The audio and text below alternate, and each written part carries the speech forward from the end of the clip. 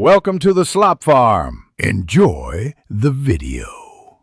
You begin by confirming the Apple ID and the trusted contact methods tied to it. This is crucial. Once done, open Settings on an Apple device or visit iForget. Apple. COM on a browser because the system needs at least one verification channel. Make sure the trusted phone or email is accessible.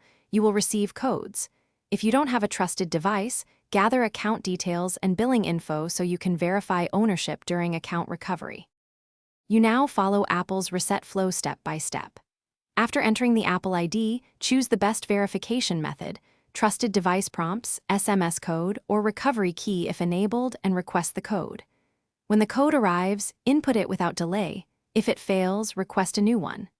Next, create a strong password with at least 8 characters, a mix of upper and lowercase, numbers, and symbols. Make sure the password is unique, and store it in a password manager for future access. Once you've reset the password, sign into iCloud on each device and update any app-specific passwords, because services may prompt reauthentication.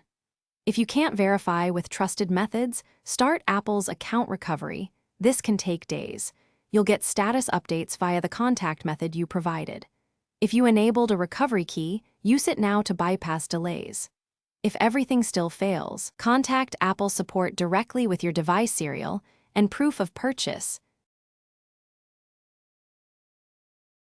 Thanks for watching. Consider subscribing if we helped you today.